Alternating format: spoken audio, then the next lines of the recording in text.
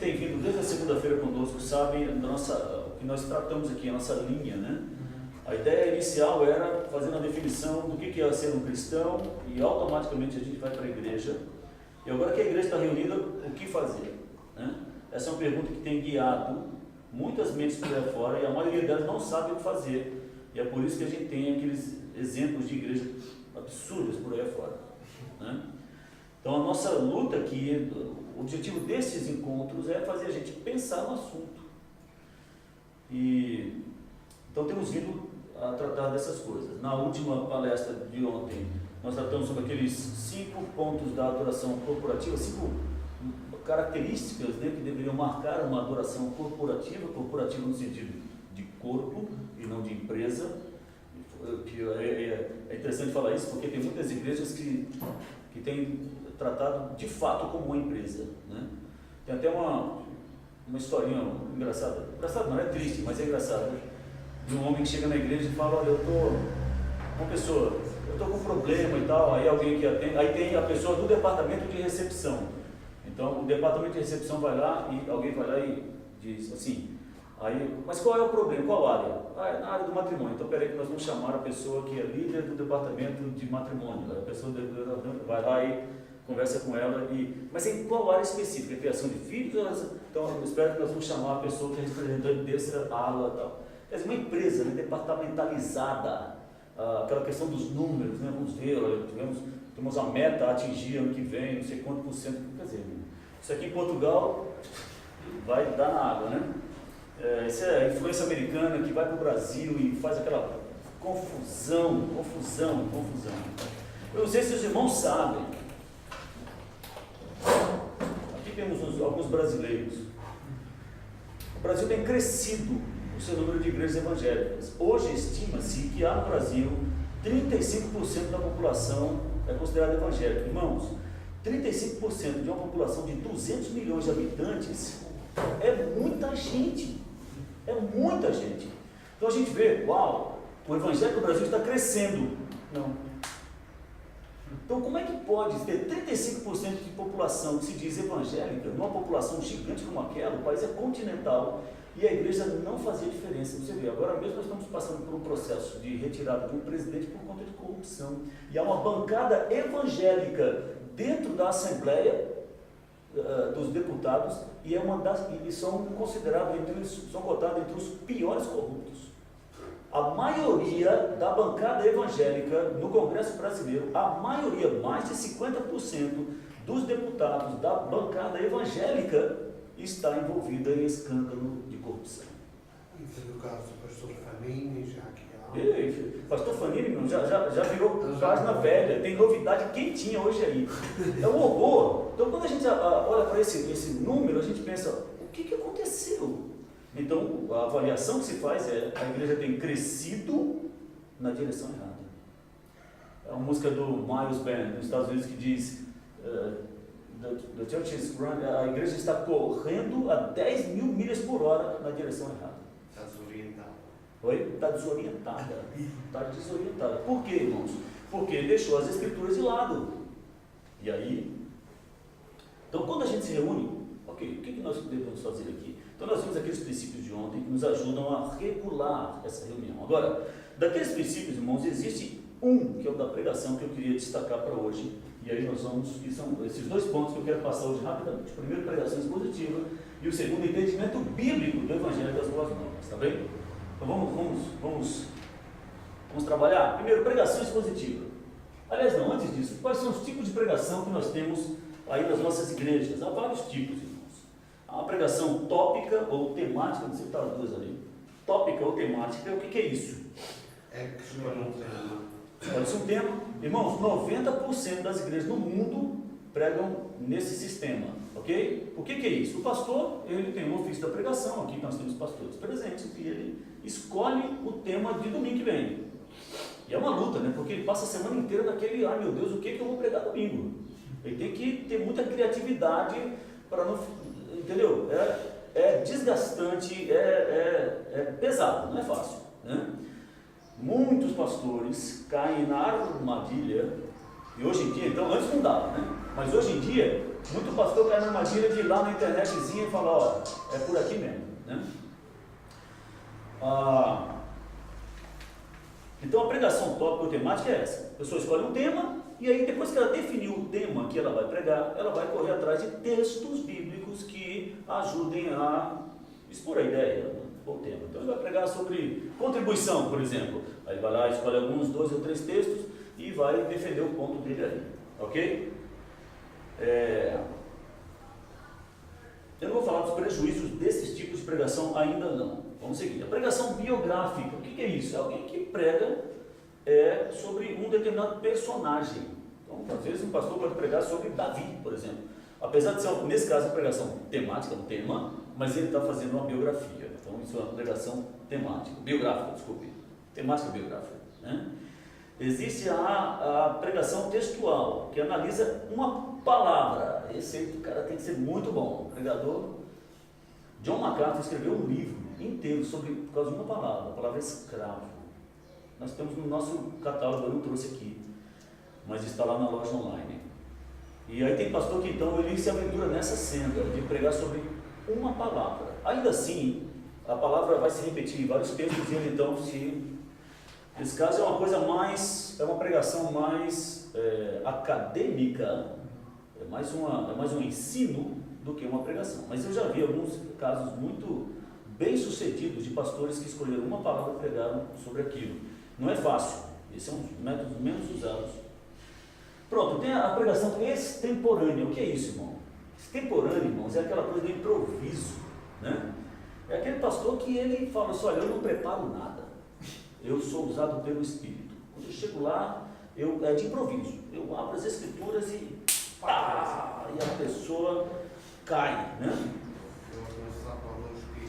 É a unção do Espírito, aí puxado. Enfim, algumas igrejas usam bastante esse método. Não sei se o irmão já teve uma passagem sobre uma igreja dessa, mas é normal, em alguma igreja, você está sentado e a pessoa que está dirigindo o culto fala ali, o irmão pode dar a palavra hoje? E aí você franze a testa e fala, pode vir aqui pregar, irmão? E aí você fala, quando não é você que é escolhido. Então é meio complicado, mas há esse método de pregação extemporânea. Tem o inferencial, aí está, estão todos ilustrativos. O inferencial é aquele método de pregação que faz inferências. O que é isso? Ele faz deduções. Então é assim, a pessoa escolhe, nesse caso não é temático, ela escolhe um texto. Esse método inferencial está muito parecido, está muito ligado ao método de pregação alegórico. Essa é uma discussão desde o começo da igreja primitiva. Qual que é a ideia? A ideia, irmãos, que alguns pregadores pensam, alguns pastores pensam, que a Bíblia é tão sagrada, que o texto não é tão simples assim, que qualquer um pode chegar lá e deduzir. O que é isso? Não. Então há um sentido atrás, sempre há um sentido que está escondido, está nas entrelinhas, entendeu? Você tem que ser muito espiritual para poder chegar lá. Então você faz deduções, você vai fazendo inferências, e daí vem algumas loucuras que se estabelecem por aí, ok? E é um método ilustrativo, que normalmente é usado por crianças, que é aquele que usa figuras de linguagem, figuras de texto específicas e tal. Enfim, irmãos, todos esses métodos são válidos, ok? A ideia aqui não é dizer que nenhum desses métodos tem a sua serventia. Tem. Até no mais absurdo, por exemplo, na pregação extemporânea, você tem que estar preparado para pregar, ok? Você tem uma vida cristã, por mais curta que seja, você já conhece o Senhor. E um pouco do Evangelho que você conhece já é suficiente para você pregar. Agora, por exemplo, é uma pregação biográfica. Irmãos, eu amo biografia, como eu disse. Quando eu vou para as biografias, o Senhor diz para mim em que situação que eu estou. E eu estou normalmente muito longe, todos nós estamos, de pessoas do passado que deram a sua vida para que nós estivéssemos aqui hoje. Então, de vez em quando a pregação biográfica é maravilhosa, ou elementos da pregação biográfica dentro de uma pregação normal, ela ajuda a igreja a entender que teve gente que pagou o preço. Quando há falta desse tipo de elemento, a igreja vai se conformando, é tudo muito confortável, né? Mas a gente não sabe o que aconteceu antes de nós. Então tem a sua serventia. A pregação textual, por exemplo, escolher um texto e analisar uma palavra, é interessante aqui e ali você ouvir uma pregação bem aplicada, enfim. A inferencial, essa eu já diria que não tem muito benefício, assim, se calhar não tem nenhum. Porque, por exemplo, o Oliver fala no livro dele que uma mensagem que marcou a vida dele, depois anos à frente ele foi descobrir que não tinha nada de teologia ali. A pessoa fez uma análise sobre aquele texto de Rebeca. Foi Rebeca que, agora esse negócio de pegar fora da cábula é complicado, mas foi Rebeca que teve aquela cena do poço, que ela deu água a uns camelos? Foi Rebeca, né? Foi Rebeca? Mulher de Isaac foi. Mulher de Isaac. Quando o servo vai lá, ele fala só, e Deus fala com ele assim: a mulher ela vai dar água para você e para os camelos. Pronto, aí a pessoa pega aquele texto e ela olha para si e fala: peraí, não é simples assim. Esses camelos querem dizer alguma coisa. A palavra camelo no original, ela começa com capa, e no hebraico, né? E capa, ele é uma variante que vai para o H. O H é o começo da palavra, está inserido na palavra Yeshua, de forma que aqueles camelos apontam para Cristo. Pelo amor de Deus, gente. Isso é uma inferência maluca, assim, não tem nada, camelo é camelo. Ou então ele vai analisar, aí vai ver quantos copos de água, quantos baldes d'água bebe um camelo. Então, olha, esse número tem, não está nem no texto, faz uma salada, faz uma confusão. Ele vai pregar sobre Davi, por exemplo, aí Davi pegou 5 pedras redondas, e agora, peraí, na pedra simplesmente, a pedra redonda, ela quer dizer que a pessoa foi limada, de forma que você precisa ver quais são as 5 pedras redondas que você tem, as 5 pedras que você tem na sua vida, para que ela se torne redonda. Gente, pelo amor de Deus. Então vai levando a igreja nesse conto de fadas. Lembra quando Paulo escreveu para Timóteo, dizendo que naqueles que chegarão dias em que eles se tornarão enfatuados, que eles não darão ouvido a essa doutrina, antes eles darão ouvidos a fábulas. Isso é dentro da igreja. Pronto, está ali, ó, pregação inferencial. Tá bem?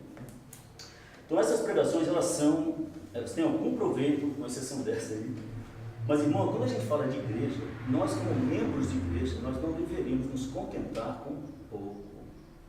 Aí você fala: poxa, mas isso é um assunto para pastor, né? Eu não prego. Você não prega, você ouve. E se você ouve, se o seu pastor ainda não conhece uma forma, aquilo que nós chamamos de dieta. É engraçado, né? A palavra de Deus não é o nosso alimento. Não foi isso que Jesus Cristo disse? Nem só de pão viverá o homem, mas de toda a palavra. Se ela é alimento, a gente precisa de uma dieta mesmo. Porque senão, a gente fica igual criança. Como eu disse, eu tenho 3. Bom, se bem que as duas já estão grandes, mas o pequenininho lá, se eu não forçar a barra, ele só come 3 tipos de alimentos. Só. E ele conhece, ele fez um trabalho na escola e tem uma roda assim, e tem 10 tipos de alimentos. Mas para ele só tem carne, batata frita e sei lá o que mais que eles gostam. Percebe? Então, e doce. Então, quando não se observa uma dieta, o que acontece? Doença. As doenças vêm. Irmão, para a palavra de Deus é a mesma coisa. Mesma coisa. Dependendo do tipo de pregação que uma igreja está acostumada a receber, isso determina o estado de saúde dela, se está doente ou não. Então, você pega uma igreja, por exemplo, que só prega pregação ilustrativa, adultos, mas prega com... Aí tem hoje, não é mais aquela folhinha, né? Hoje é o PowerPoint. Lembra da experiência que eu contei quando eu entrei na igreja lá? O homem pregava sobre unidade, harmonia. Esse é o título da pregação do homem. E o PowerPoint ia dizendo para ele o que ele tinha que dizer. E no meio tinha um vídeo de um grupo musical de 5 pessoas que tinham vozes, cantavam com vozes, e aquilo era o exemplo dele de harmonia. E aí terminou a pregação. Eu falei: meu Deus do céu, o que isso tem a ver com a igreja? Quer dizer, pega o irmão como coitado, é desafinado, ele olha para aquilo e fala, então eu nunca vou ser membro de uma igreja, porque eu não sei cantar, já que a harmonia está ligada à música, e foi terrível, terrível. Fora aquele exemplo de igrejas cuja vida está baseada ali dentro. Não é raro pastores que vêm para pregar e aí dá problema no projetor e ele não sabe o que fazer, ele fica perdido. Porque quem manda na igreja é o PowerPoint, pastor PowerPoint.